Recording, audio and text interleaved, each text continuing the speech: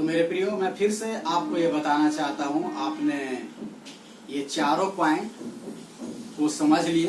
फिर से मैं एक बार बताना चाहता हूँ। ये पहला पॉइंट था कि अपनी कमजोरियों को सामने रखने की अनिच्छा, और दूसरा था विधि बाध्यता के झूठ की अनभिज्ञता, और तीसरा था घमंड के फंदे को कम आंकना, और चौथा था आत्म बलिदान में बेईमानी।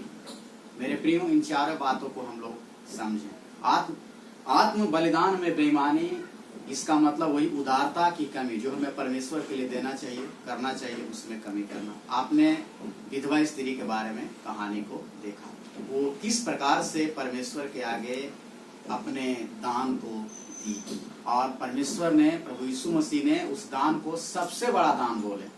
हालांकि वो 2 सिक्के ही दी, जो बहुत कम था वहां पर जितने भी लोग दिए थे, लेकिन इसलिए बड़ा कहा गया क्योंकि परमेश्वर जो हम देते हैं उसको काउंट ये नहीं करते ये कितना मात्रा में है, ये कितना काउंटिंग में है। लेकिन मेरे प्रियो, परमेश्वर जब हम देते हैं, हमारे दिल को देखते हैं, किस दिल से ये दिया जा रहा है, किस हृदय से ये दिया जा रहा है। और प्रभु यीशु मसीह ने उस विधवा स्त्री के हृदय को देखे कि उसने अपना सब कुछ दे दी। जब परमेश्वर के आगे आई, वो कुछ भी आगे पीछे ना सोची। वो जब परमेश्वर को दान देने लगी, अपना वर्तमान भविष्य भूत कुछ भी नहीं सोची, लेकिन वो परमेश्वर पर भरोसा रखी, मैं परमेश्वर के लिए दे रहा हूँ और परमेश्वर ही मेरे लिए सब कुछ पूरा करने वाला है। और मेरे प्रियो, क्या हम इस प्रकार परमेश्वर के लिए दान या दशमांश या कोई भी उदारता का काम जो है, क्या हम इस प्रकार से करते हैं या कर रहे हैं आज तक? अगर नहीं कर रहे हैं तो आज से हमें सचेत होने की जरूरत है। और अंत में मैं एक बात बता करके आज के वचन को समाप्त करना चाहता हूं मेरे प्रियो। और मैं ये बताना चाहता हूं कि परमेश्वर ने मानव इतिहास का गठन 2 वाटिकाओं से की। परमेश्वर ने मानव इतिहास का गठन 2 वाटिकाओं से की। जब आरंभ में परमेश्वर ने आदम हव्वा को बनाई, तो पहली वाटिका जो दिया गया उसका नाम था अदन की वाटिका। और उस अदन की वाटिका को इसीलिए बनाया गया था ताकि इसमें इंसान बड़े खुशी के साथ, आनंद के साथ रह सके, प्रसन्नता के साथ रह सके, और इसके जीवन में किसी बात की कमी ना हो।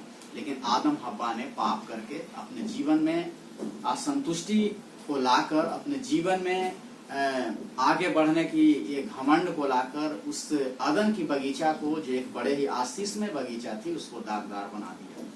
और मेरे प्रियो, आपको मालूम होना चाहिए, फिर से एक बगीचा परमेश्वर मुझे और आपको देने जा रहे हैं, और उस बगीचा का नाम है नया यरूशलेम, जिसका प्रकाशित वाक्य आप 3 के 12 अध्याय में देखेंगे। और वो नए यरूशलेम जो परमेश्वर फिर से सारे जय पाए हुए लोग को देने वाला है, जो परमेश्वर पर विश्वास रखते हैं, भरोसा रखते हैं, और इस दुनिया में रह करके परमेश्वर को महिमा देना सीखे हैं, परमेश्वर को महिमा देते हैं, उन लोगों के लिए परमेश्वर तैयार कर रहे हैं। और वो यरूशलेम, नया यरूशलेम जो स्वर्ग से उतरेगा, और उस यरूशलेम में ना दुख होगा, ना पीड़ा होगा, ना कष्ट होगा, ना संकट होगा मेरे प्रियो, और उसे परमेश्वर हमें और आपको देने जा रहे हैं। लेकिन ये दोनों बगीचा के बीच में, एक बीच में गतसमनी का बगीचा है मेरे प्रियो। वो गतसमनी का बगीचा वो बगीचा है जहाँ पर प्रभु यीशु मसीह ने सारे मानव जातियों के पापों को अपने ऊपर लिए, और उसी गतसमनी के बगीचा में उन्हें पकड़वाया गया और मानव जातियों के लिए क्रूस पर चढ़ाया गया, और सारे मानव जाति के पापों को क्षमा करने के लिए प्रभु यीशु मसीह क्रूस पर चढ़े। मेरे प्रियो, इस यरूशलेम का जो नया बगीचा, जो फिर से मानव जाति हमें और आपको मिलने जाने वाला है, उस वहां तक पहुंचने के लिए हमें गतसमनी की बगीचा, जो बीच की बगीचा, उससे होकर गुजरना बहुत जरूरी है। जिस प्रकार प्रभु यीशु मसीह ने हमारे पापों के लिए उस बगीचा में ही पकड़वाए गए हैं, सारे पापों का बोझ लादा गया उन पर, और वो क्रूस की मृत्यु सह करके हमें और आपको क्षमा किए। उन बलिदान को हमें और आपको समझने की जरूरत है मेरे प्रियो, क्योंकि वही बलिदान है जिसके द्वारा हमारे पापों की क्षमा होती है, जिससे हमारी अशुद्धता को क्षमा होती है, और हम धर्मी ठहराए जाते हैं।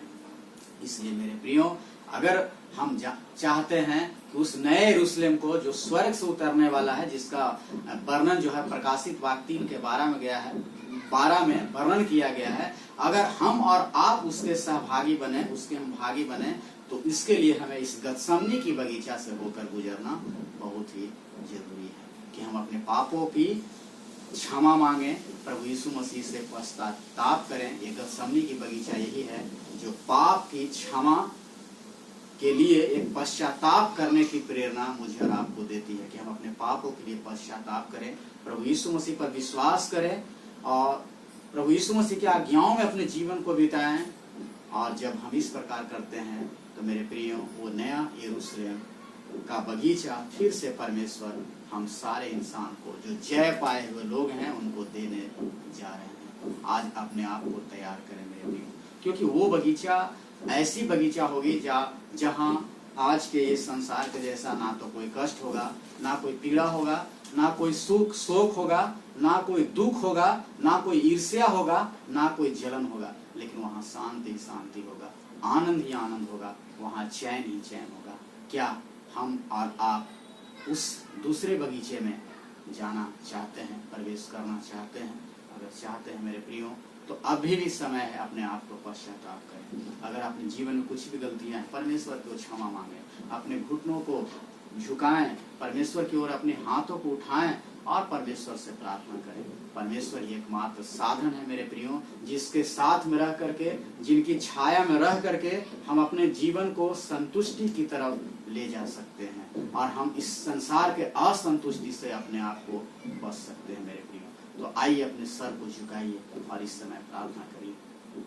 हमारे महान और सामर्थी जीवित और दयालु पिता, हम धन्यवाद देते हैं इस समय जितने भी सारे दर्शक लोग पिता परमेश्वर, जितने भी हाँ पिता आपके बेटे बेटी, हाँ पिता इस समय आपके ये वचन को सुने हैं पिता परमेश्वर। अगर किसी बातों को लेकर वो अपने जीवन में असंतुष्ट हैं परमेश्वर, आपकी ओर से पिता वो अनुग्रह और आपकी वो दया हर एक के जीवन में आने पाए पिता। और जहाँ कहीं से भी उनके जीवन में कमी हो रहा है पिता, उसे दूर करके एक शांति और एक संतुष्टि का जीवन दीजिए पिता परमेश्वर।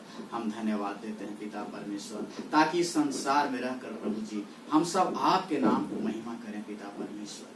हाँ पिता, और उस नए यरूशलेम को हम सब प्राप्त करने वाले हो सके पिता, जो अपने प्रिय बेटे बेटियों को देने जा रहे हैं। प्यारे पिता, हम धन्यवाद देते हैं इस समय जितने भी लोग सुन रहे हैं पिता, अगर कोई बीमारियों में है पिता परमेश्वर, अगर कोई अपनी समस्याओं को लेकर असंतुष्ट हैं, अगर कोई के शारीरिक हाँ पिता परमेश्वर कोई दिक्कत हो रहा है जिसके कारण से असंतुष्ट हैं, प्रभु यीशु मसीह इस समय प्रभु अपने सामर्थ्य और पवित्र हाथों को बढ़ाकर उन हाथों को, जिस हाथों से प्रभु यीशु मसीह आपने उस क्रूस हाथ पर अपने लहू को बहाया, हाँ पिता उस पवित्र हाथों को बढ़ाकर हर एक बीमार ग्रस्त लोगों को पिता, चाहे वो कोई भी समस्या से ग्रसित है पिता, किसी भी बीमारी से ग्रसित हैं, चाहे बुखार सर्दी खांसी अपनी दम्मा हाँ पिता, या पेट का प्रॉब्लम, आंख का प्रॉब्लम, या कोई मानसिक प्रॉब्लम से ग्रसित हैं, प्रभु यीशु मसीह उस क्रूस की पिता लहू हाँ पिता हम हर एक के ऊपर क्लेम करते हैं पिता, आप इस समय चंगाई दे पिता, ताकि सारे लोग चंगे हो जाएं पिता। और अगर कोई भी लोग अपने पारिवारिक जीवन को लेकर या और किसी बात को लेकर असंतुष्टि में चल रहे हैं,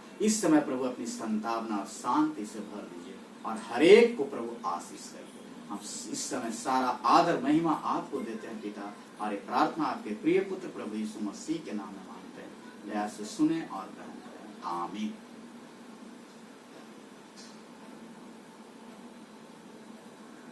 आमीन।